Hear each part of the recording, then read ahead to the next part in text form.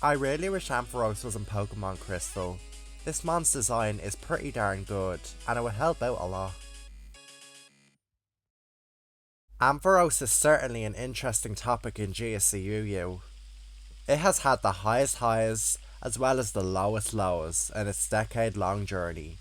It used to be one of the best Pokemon in GSC Underused, but it's heavily declined in the late 2010s and early 2020s, before having a decent resurgence in 2022. While it's far from top tier in the current metagame, it has a solid niche as an offensively potent tank that checks numerous top Pokemon. Fitting Ampharos onto teams can be tricky, but on the teams it does fit, it works very well. Ampharos spent most of its time being bullied hard by Nidoqueen, the former best Pokemon in the metagame. Ampharos could do very little to stop Nidoqueen from switching in on it over and over, and Nidoqueen is not an ideal Pokemon to give free turns to. As Nidoqueen declined in usage though, Ampharos finally got a break. It's far from a dominant and influential Pokemon, but it's still decent. The metagame trends are more kind to Ampharos nowadays. Without further ado, let's analyse the light Pokemon. Ampharos' stats are incredibly well rounded. Its base stat total is among the highest in the tier, and all its stats are above average, bar its speed. Ampharos is one of the best tanks in GSC Underused, being offensively and defensively potent. Ampharos has a shockingly high special attack stat of 115, which outclasses other special attackers and electric types, like Mr. Mime, Electabuzz, and Lantern. Ampharos also learns high base power stab moves, such as Thunder and Thunderbolt. Electric is a fantastic attacking type in GSCUU due to the prominence of water and flying types, such as Blastoise, Slowbro, Gyarados, Scyther, and Dodrio. Ampharos is almost impossible to switch into without a ground type or a seriously bulky special wall like Chansey. Thunder Oko has super effective targets like Scyther and Gyarados, while 2 KOing Pokemon like Granbull, Mr. Mime, and Haunter. Thunder also has a decent paralysis rate, which can greatly hinder Pokemon like Blossom and Victory Bell on the Switch. Speaking of grass types, they aren't safe due to Fire Punch. Fire Punch is crucial on Ampharos due to the prominence of Piloswine. Ampharos outspeeds Piloswine and 3 KOs it with Fire Punch, putting the pig in an awkward spot. Without Fire Punch or Hidden Power Water, Ampharos provides free entry for Piloswine, who can then fish for crits or freezes on its checks. Fire Punch also hits the electric resisting grass types, as well as Magneton. Ampharos is one of the few special attackers who can 3 KO Hypno, which is a major advantage over Lantern and Electabuzz. Ampharos' typing and bulk give it many opportunities to switch in. Ampharos' electric resistance is very useful due to the prominence of Thunder as a coverage move. Its high special defense and solid HP make it a solid answer to all the tier's special attackers, including ones with limited counterplay like Lantern, Mr. Mime, and Electabuzz. Electabuzz in particular is completely countered by Ampharos. It is one of the few Pokemon who can reliably switch into water types like Slowbro and actually threaten them out. Ampharos' defense stat is also quite good, so it can take hits on Pokemon like Dodrio and Granbull if necessary.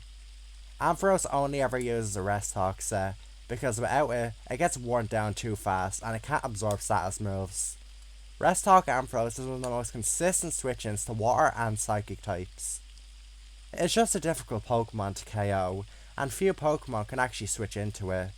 Ampharos used to experiment with options like Light Screen, Reflect, and Hidden Power Ice on Rest Talk sets, but these have fallen out of favour due to the prominence of Piloswine and Nidoqueen.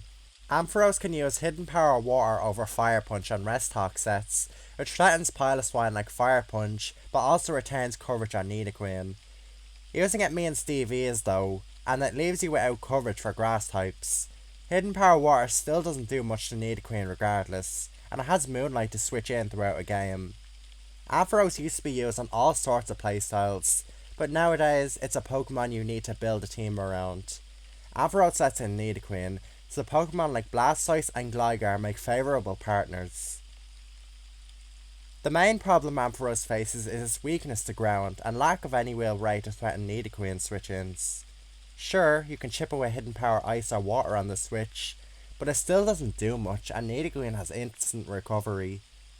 Nidoqueen is a very bad Pokemon to give free turns to, since it has more turns to fish for crits against checks. This ground weakness also means boosted Scyther and Pinsir can threaten it. Ampharos is also quite slow, and it becomes worse at checking things when it is sleep talking. It is very prone to getting hacks when switching into Pokemon like Mr. Mime. Ampharos faces a lot of competition with Lantern, Magneton, and Hypno. Lantern is superior at switching into water types and better at threatening ground types. Magneton is more powerful and has resistances to Psychic and Normal. And Hypno checks similar Pokemon to Ampharos, while checking Nidoqueen instead of being dominated by it. It also resists Psychic, unlike Ampharos. Ampharos dropped to GSC sometime in the 2010s. It used to be in Borderline, as it was thought to have a niche in OU and that it would be too overpowered in UU. It was eventually freed though, and when it dropped, it established itself as a top Pokemon. Ampharos checked an incredible amount of Pokemon, and it was difficult to switch into. It was quite similar to Slowbro in this regard. However, while Slowbro continued to be dominant for years, Ampharos fell off hard not much longer after dropping to UU.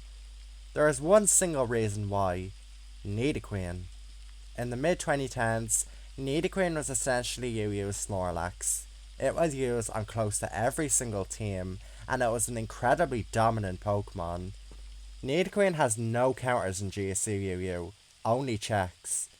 Pokemon like Slowbro, Hypno, Slowking, and Blastoise can check it, but they certainly aren't hard counters. They can be poor at switching into it over time. Giving Nidoqueen free turns is a horrible trait, and Ampharos had just done that. Ampharos could do nothing to stop Nidoqueen from coming in again and again and again, slowly beating down or fishing for hacks against its checks. Nidoqueen was going to be used on over 90% of teams, and it would just bully Ampharos every game. So why use a Pokemon that is a liability against an S-tier mon? Sure, it can switch in and threaten Slowbro, but so can other Pokemon. Pokemon that eventually became staples and outclassed Ampharos, since they don't let in Nidoqueen. Even if you ran into a team without Nidoqueen, it was likely a stall team with Chansey or Quagsire, so Ampharos wouldn't do much anyway. Ampharos suffered an immense decline in the late 2010s, and by 2021/2020, it had almost completely disappeared. Nidoqueen wasn't on every team anymore, but it's still on quite a lot of them. Other special walls like Hypno, Chansey, and Lantern began to take Ampharos' place, and it had disappeared by the end of 2021. In 2022, however, Ampharos would see a resurgence. This was when Piloswine began to drastically rise in usage and dwarfing Nidoqueen in viability. At first, this might seem like a bad thing, since Hidden Power Ice doesn't do anything to Piloswine, but it was actually a blessing. Ampharos can actually threaten Piloswine on the switch with Fire Punch or Hidden Power Water, and beyond the tier's grass types, very little wanted to tank Ampharos. This gave Ampharos a niche, being one of the biggest threats into Piloswine offense. Nidoqueen drastically went down in usage when Piloswine arrived, which Ampharos greatly appreciated. Players began using Ampharos, Blastoise, Gligar cores to good success, taking advantage of Ampharos' good matchup into Piloswine teams, while covering Nidoqueen teams with Gligar, Blastoise, and Piloswine. These teams can be very deadly and are definitely tournament worthy. Ampharos still isn't the god of GSC but it's at least viable again. Piloswine isn't going to go anywhere, so Ampharos has the time to shine.